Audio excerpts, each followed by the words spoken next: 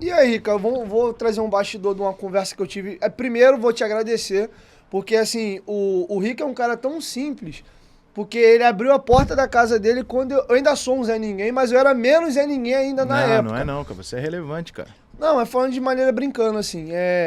Eu mandei um e-mail solicitando uma entrevista e ele respondeu o e-mail e me deu o endereço da casa dele. Imagina a gente encontrar em algum lugar e ele me recebeu na casa dele. Aquele jeitão gravando a entrevista vendo o jogo, que ele não consegue desligar o jogo.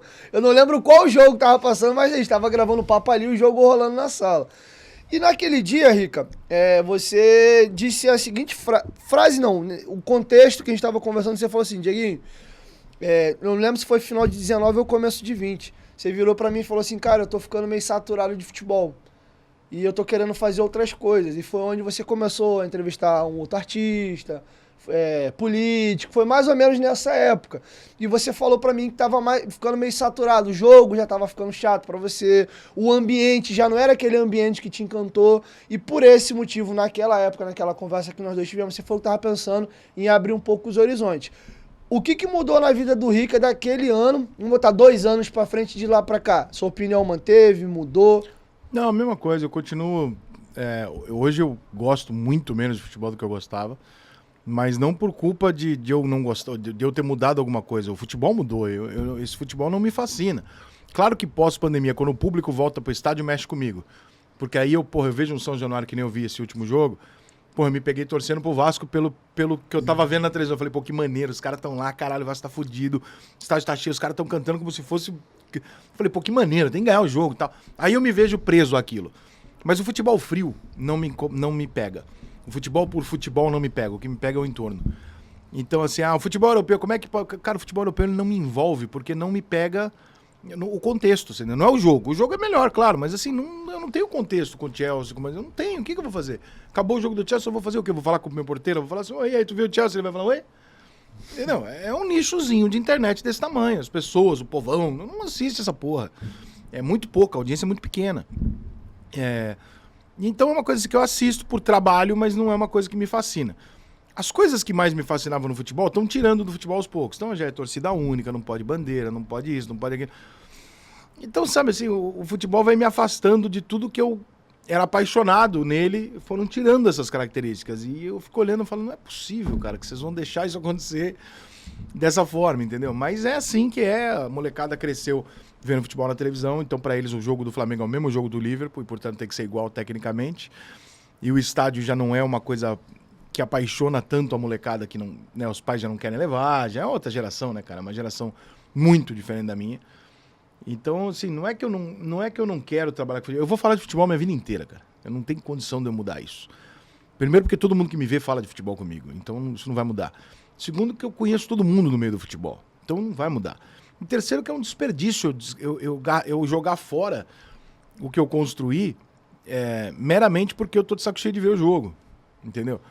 É um desperdício, é mais fácil eu falar, não, eu vou selecionar os melhores jogos e vou ficar mais restrito aqui do que eu largar. Porque largar, não vou largar, cara. Eu tava agora nos Estados Unidos, na Disney, eu saí do parque às 6 horas da tarde, por quê? Porque às 6h30 tinha São Paulo Juventude. Eu não fui trabalhar. É o meu time que queria ver o jogo. É meu, não adianta, não vai sair de mim. Mas, de fato, a parte de trabalhar com futebol, tem a parte essa que eu falei do futebol ter mudado muito e tal, e tem uma outra parte que é muito difícil, Dieguinho, que é o seguinte. Tá com quantos anos, Dieguinho? Vou fazer 29 em agosto. 29. Tá trabalhando com futebol desde quando? Desde 2000. Eu fui atleta, o meu último clube foi o América, aqui do Rio, último ano de júnior. E aí no último ano eu desisti de largar. A galera que me acompanha é repetitivo ficar... Pra resumir, eu tava no último ano fazendo faculdade, curso de inglês, jogando bola. Aí eu falei, mãe, eu preciso trancar porque é meu último ano, ou a minha idade vai estourar, ou do jeito que eu tô fazendo outras atividades eu não vou conseguir render o meu melhor. Ela, faz o que você quiser da sua vida, mas na faculdade você não larga. Porque eu tinha um histórico ruim de adolescente, de começar as coisas e parar. Medo da minha mãe. Ele vai largar a faculdade por esse 1 ano de futebol, Nunca talvez mais ele vai não vira voltar. profissional e não larga. E não falei, quer saber? Larguei. Meu pai tinha empresa, fui trabalhar com meu pai e segui. Mas o futebol tá na minha vida desde a minha infância, que o meu sonho era ser jogador. E aí, em 2019 para 20, eu criei um canal pra... É recente essa tua... 3 anos, vamos colocar. Tanto que o nome Futebolaço não tem nada a ver com o Vasco. Sim. Foi um canal criado para falar dos 4 clubes do Rio mais Europa. Trabalhava eu e mais 2 amigos, eles saíram, e aí eu botei underline Vasco e comecei a falar só do Vasco. Sim. Não te respondi. Chega uma hora que você vai falar assim, pô, legal, maneiro, aí vai passar 10 anos, você vai falar, pô, legal, agora eu conheço todo mundo, agora eu bato nas costas do Ronaldo, ele vira pra mim e fala, pô, Dieguinho, você fala, caralho, o Ronaldo, é bizarro, essa parte é encantadora. Tem um processo de encantamento que dura alguns anos, e você fica muito encantado com tudo isso e tal. Mas também tem um momento que você olha e fala assim, agora eu já conheço todo mundo, eu já não me deslumbro mais com isso, eu já não acho mais eu já não perco, já não muda o meu dia se aparecer um WhatsApp, Romário, bom dia, Rega, tudo bem? Entendeu? Não que seja comum, vou ficar feliz, mas já não é uma novidade brutal. Eu ter acesso não é uma novidade brutal, eu ter público não é uma novidade brutal, e aí você começa a sentir saudade de uma coisa muito foda, que é você ser torcedor. Isso aí é uma coisa que me pega hoje em dia pra caralho. Eu olho a arquibancada do Morumbi assim, eu falo, cara, eu queria muito subir ali sem ninguém olhar pra minha cara, sem ninguém saber quem eu sou, e xingar quem eu quiser, o caralho. Porque eu sei que hoje, cara, que se eu chegar lá, obviamente, quando eu vou nos jogos, tem uma galera que não gosta, que não faz nada, mas olha torto. Tem a galera que gosta, aí vem tirar foto, fala com você e tal. E quando você tá ali na arquibancada, as pessoas estão te vendo, sempre tem um celularzinho esperando pra você, né? E aí eu vou fazer algum grito homofóbico ou alguma coisa desse tipo, junto com a torcida no meio da empolgação de um jogo, ou eu vou xingar algum jogador, meu irmão, alguém vai filmar aquela merda? Entendeu? Então você fica tolhido no estádio. Você não é mais o mesmo Dieguinho que você era na torcida do Vasco 4 anos atrás. Eu não sou mais o São Paulino. Até porque eu fico prestando atenção no jogo porque eu tenho que comentar o jogo. Entendeu? Tem todas as... Mas tem jogo de São Paulo que eu falo, não, hoje eu não vou. Foda-se, eu vou pro Morumbi.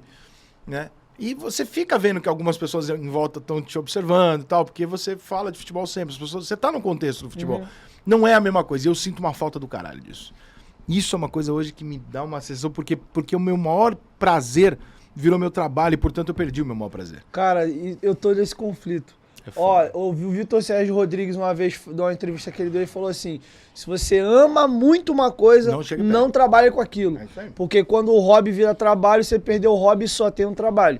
E aí ele falou que ele criou uma próxima barreira, que o segundo esporte predileto dele era o basquete. Falou, com isso aqui eu não trabalho nem a pau, porque se eu perder o basquete também, eu vou viver de quê? É o que eu fiz com a Fórmula 1. E aí aquele papo do podcast que acho bom tu pensar nesse sentido também.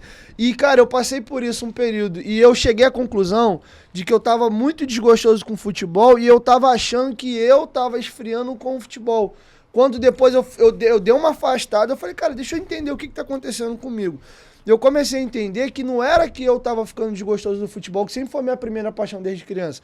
Eu tava tão machucado com o ambiente do Vasco, que eu vivo aquilo todo santo dia, que virou tudo pra dentro de um pacote. Aí virou o Vasco, o futebol, eu não queria ver mais programa. Você passa a odiar o processo todo. Aí sim. Aí tava uma coisa muito pesada. Tanto é que o Vasco começou esse processo de venda agora, o time tá melhor na Série B, eu tô dando aquela reanimada de novo. Eu falei, não é o futebol. Era o ambiente do Vasco, tava muito pesado, eu sou obrigado a estar ali, porque eu faço 2, 3 vídeos todo dia, as pessoas me cobram pelo tamanho do canal que eu tenho, então o cara quer xingar lá o Salgado, o fulano, aí vai me xingar, porque é a pessoa mais próxima que ele tem.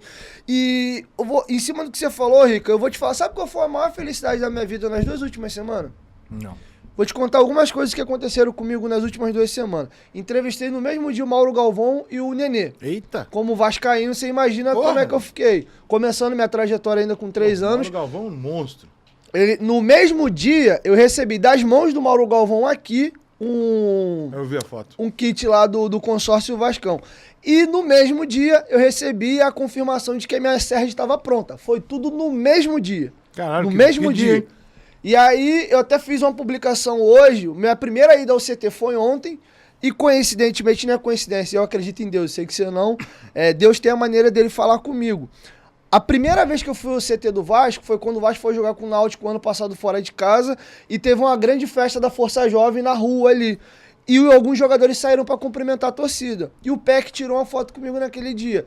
E ontem, minha primeira entrevista coletiva, quem vai pra coletiva? O PEC. Quando eu abaixo pra abrir a mochila e tirar o tripé, ele vira pra mim assim, gostei do cabelo, hein? E a gente começou uma resenha ali. Então eu falei assim, cara, Deus ele é tão caprichoso comigo que foi tudo amarradinho que pra todo mundo aquilo não tinha importância. Mas pra mim, sim, tinha o Gabriel Peck da foto do dia, hoje ele na coletiva, ele mexe comigo, e O próximo jogo do Vasco fora de casa é Náutico fora de casa. Aflitos. Que loucura. Tudo isso eu falei, cara, não tem como ser outra coisa a não ser Deus. Mas eu troco tudo isso, Rica, de momentos profissionais. A maior felicidade que eu tive na minha vida nessas 2 últimas semanas foi o dia que eu consegui juntar meus 2 primos, levar para São Januário, Vasco e Brusque. Nesse mesmo dia, tava um amigo que eu fiz depois dessa minha trajetória, que foi o MCG7. O Arthur, que é um dos meus melhores amigos, se formou comigo na faculdade, tava junto. E meu professor de história, que é vascaíno, eu encontrei com ele na arquibancada. Nesse dia eu juntei os meus melhores amigos, assisti o jogo com eles, o Vasco ganhou. Eu não troco esse sentimento por nada. Exatamente. Eu amo o Mauro Galvão, eu amo o Nenê. Eu vi até depois a entrevista, eu tava com cara de bobo, assim, olhando pra ele com o olhinho brilhando, assim, igual um bobão. Mas eu não troco a Sérgia, a ida no CT, a coletivo, o Nenê e o Mauro Galvão por aqueles 90 minutos junto com meus 2 primos, com um dos meus melhores amigos, o meu professor de história, tá todo mundo junto com eles e gritar Vasco, gol do Vasco.